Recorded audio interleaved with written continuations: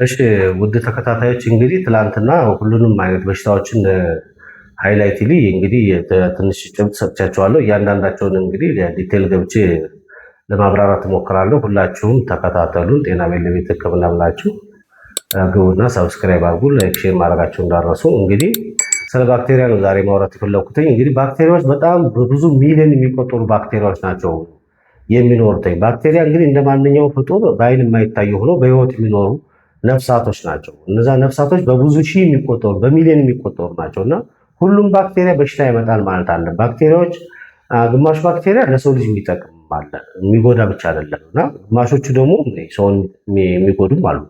ከሰው ሰውነት ላይ ራሱ መራባት የማይችሉ በሌሎች እንስሳዎች ላይ መራባት የሚችሉ ባክቴሪያዎች አሉ እና ሁሉም እንደየራሱ የከብቶች በሽታ ብትሉ የእንስሳ ብዙ አይነት በሽታዎች አሉ እና ከፈንገሱም ከቫይረሱም አይነት ባክቴሪያ ዝርያዎች በሰው ሰውነት ላይ የሚያድጉት ናቸው እኛ ላይ ችግር ሊያመጡ የሚችሉት እንጂ በባክቴሪያ በሙሉ በሰው ሰውነት ላይ ችግር ያመጣል ማለት አይደለም እና በአይን የማይታይ ሆኖ እንጂ ብታዩት በሚሊዮን የሚቆጠር በዙሪያችን ላይ አለ። በምንሰራበት ቦታ፣ በምንተኛበት ቦታ፣ በምንመገብበት ቦታ ላይ በሚሊዮን የሚቆጠር ባክቴሪያዎች በዙሪያችን ላይ አሉ። ባክቴሪያ ወደኛ እንዳይመጣ መከላከል አንችልም።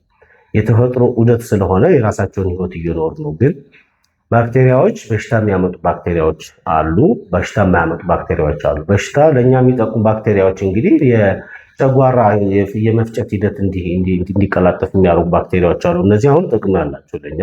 ሁለተኛ ደግሞ በእኛ ሰውነት ላይ እንደ ጥገኝነት እኛ እንደ መኖሪያነት የተጠቀሙ እነሱ የሚያመነጩት ኢንዛይም ለራሳቸው ቦታውን ለመኖር ምቹ ለማድረግ ፈልገው የሚያመነጩት ኢንዛይም ወደ ሰውነታችን በንፋስ መልክ ሊሆን ይችላል፣ በአቧራ መልክ ሊሆን ይችላል፣ በምግብ መልክም ሊሆን ይችላል። በቀላሉ እነሱ ሊከላከሉት የሚችል ከነሱ የሚመነጨው ኢንዛይም ሊከላከል የሚችለው አይነት ባክቴሪያ ወደ ሰውነታችን ገብቶ ለበሽታ እንዳደረገን የሚገባ ባክቴሪያ ካለ እነሱ የሚያመነጩት ኢንዛይም ያንን ባክቴሪያ ወደ ሰውነታችን ከመግባቱ በፊት ይገለውና እኛ ልንጠቃ የነበርነውን በእነሱ አማካይነት እኛ ከበሽታ ነፃ እንሆን ያደርጉናል። እነሱ ደግሞ ወደ ሰውነታችን ከገቡ ችግር አያመጡም ማለት አለም። እነሱም ብዙም አይነት ናቸው። እነሱ ግን አሁን ወደ ሰውነታችን ወደ ደማችን መቀላቀል የሚችሉበት አጋጣሚ ካለ እንደ ራሳቸው በሙጫ ከኛ ላይ ተጠግተው እንደ መኖሪያነት የሚኖሩ ባክቴሪያዎች ወደ ደማችን ከተቀላቀሉ በሽታ የሚያመጡ ባክቴሪያ አይነቶችም አሉ። እንግዲህ ባክቴሪያዎች ብዛት ስላላቸው እንደዚህ ብያልኳቸው። አጠቃላይ እንግዲህ ስለ ባክቴሪያ ህመም ስናወራ እንግዲህ የሚተላለፉበት መንገድ በትንፋሽ፣ በንክኪ፣ በንጽህናም ባለመጠበቅ እና በነፍሳቶች በዝንብ ሊሆን ይችላል። የትኛውም ተንቀሳቃሽ ነፍሳት ያስተላልፋሉ። ዝንብ ብቻ አይደለችም። ዝንብ አብዛኛውን ጊዜ ቆሻሻ ቦታ አጠፋም ተብሎ ነው። ቆሻሻ ቦታ ላይ የማጠፋ ዝንብ መጣ ሌላ ንጹህ ቦታ ላይ አርፋ በሄደችበት ሌላ ነፍሳቶች መጥተው ያርፋሉ እና እነዛ ነፍሳቶችም ከአንዱ ወደ አንዱ ማንቀሳቀስና እንዲንቀሳቀስ ወይ እንዲተላለፍ ያደርጋሉ። አጠቃላይ በነፍሳት ይተላለፋሉ። እንግዲህ በነፍሳቶች ይተላለፋሉ። ከሰው ላይ በሽታ የሚያመጡ ባክቴሪያዎች ወይም አጠቃላይ ከባክቴሪያ ውስጥ ሰው ላይ መኖር የሚችሉ ባክቴሪያዎች ናቸው። ሰው ላይ አንድም ጥቅም ይሰጣሉ፣ ሁለተኛም ደግሞ ጉዳት የሚያመጡት እና እነዛ ናቸው ወደ ሰውነታችን የሚገቡት። ጉዳት የሚያመጡ ባክቴሪያዎች ወደ ውጭ ከወጡ በኋላ የሰው ሰውነት ካላገኙ ራሳቸውን ደብቀው ነው የሚቀመጡት። በህይወት ራሳቸውን ለማኖር ስለሚፈልጉ አረፉበት ቦታ ላይ ራሳቸውን በሚከላከሉበት ሜትድ ደብቀው ይቀመጣሉ።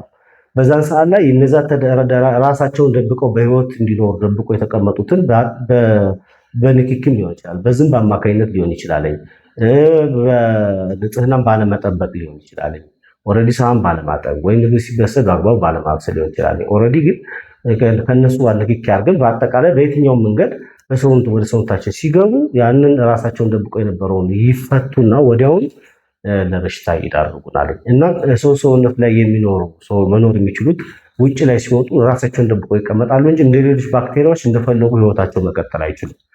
ስለዚህ ሰው ላይ አድረው የሚያሙ ባክቴሪያዎች ሃርሙፉል ባክቴሪያዎች እንዳለ በሽታ አምጪ ባክቴሪያዎች እንላቸዋለን። እነዚህ ባክቴሪያዎች እንግዲህ በብዙ መልክ ሊሉ ይችላሉ። አሁን የሚተላለፉት በትንፋሽ የሚተላለፉት ከሆነ የሳምባ ምች የምንለው በተለምዶ ወይም ኒሞኒያ የምንለው ወይ ቱበርኩሎስ የምንለው ነው። ቀጥታ በትንፋሽ መውጣት ይችላሉ። ስናስነጥስ መውጣት ይችላሉ። ወይም ከንፍጥ ጋር ንፍጥ ሲባል ንጽህናው ሳይጠብቅ ዝም ብሎ የሚናፈጥ ካለ ያ የሆነ ድሮፕ ይሆናል፣ የሆነ ቦታ ላይ ወድቃ። እነዛ ደግሞ እኛ ልንነካ እንችላለን። በዝንብ አማካኝነት ሊመጡ ይችላሉ። በተለያየ አጋጣሚ በልብሳችን በምንም ልንነካ እንችላለን። እንግዲህ ያ ነገር ከሰው ሰውነት የወጣው ወደ ሰው ሰውነት ሲገባ በሽታ ይዞ ይመጣል። ከዛም ባለፈ እንግዲህ ከሽንት ጋር በሽንት በሰገራ የሚወጡት ደግሞ እንግዲህ ሽንት ቤት ላይ ገብተን እጃችን ሳንታጠብ እንወጣ ከሆነ ወይም ከሽንት ቤት ዝንብ ያመጣ ከሆነ ነፍሳቶች ይዞ መጣው ከሆነ እንግዲህ ከሆነ ሰው ሰውነት ላይ የወጣው ወደኛ ሰውነት በሚገባበት ሰዓት ላይ ያ ነገር ኢንፌክሽን ወደኛ ገብቶ በሽታ ሊያመጡ ይችላሉ።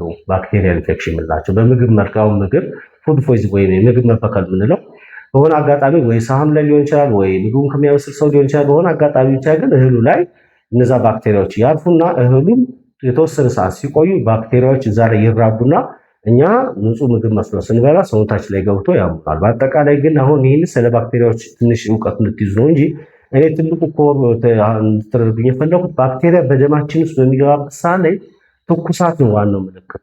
ትኩሳት ካለ ባክቴሪያ በደም ውስጥ አለ ማለት ነው። የባክቴሪያውን አይነት እንግዲህ በላቦራቶሪ ነው የሚረጋገጠው እና ትኩሳት ባለበት ባክቴሪያ ደም ውስጥ አለ ማለት ነው። ባክቴሪያ እንግዲህ ደም ውስጥ ካለ ትኩሳት የሚያመጣው። ሽንት ላይ ካለ ባክቴሪያ ፈሳሽ፣ ነጭ ፈሳሽ አባላዘር በሽታ ከሆነ ሽንት ቧንቧ ኢንፌክሽን ከሆነ ፈሳሽ ያመጣል፣ የማቃጠል ስሜት ያመጣል እንጂ ትኩሳት አያመጣም። ወይም ብልት አካባቢ ላይ በቀላሉ ያረፉ ባክቴሪያዎች ከሆኑ ያሳክካል እንጂ ትኩሳት አያመጣም።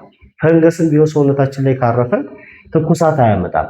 ያሳክከና ሰውነቱ ይቀላል፣ ሰውነታችን ይቀላል፣ የሆነ የማበጥ ነገር ስሜት ይኖራል፣ ውሃ የመቋጠር ነገር ሊኖር ይችላል እንጂ ትኩሳት አያመጣም። ትኩሳት መጣ ማለት ባክቴሪያ በሰውነታችን ውስጥ አለ ማለት ነውና ባክቴሪያዎች በሰው ሰውነት ላይ መኖር የሚችሉት ሰው ሰውነት ላይ ከሰው ሰውነት ከሚኖሩበት ቦታ በሆነ አጋጣሚ ይወጡና እነዛ የወጡትን ነገሮች በተለያየ አማካኝነት ወደ ሰውነታችን ገብተው እኛ ጋር ሲራቡ ነው እንጂ ባክቴሪያ ሁሉ በሽታ ያመጣል ተብሎ አይባልም። ለዛሬ እዚህ ላይ ያስኩትን ጨርሳለሁ። በቀጣይ በደንብ አድርጌ ያብራራላችኋለሁ። ጤና ቤት ለቤት ሕክምና ብላችሁ ላይክ፣ ሼር፣ ሳብስክራይብ ማድረጋችሁ እንዳረሱ ተከታተሉ። በጣም አመሰግናለሁ።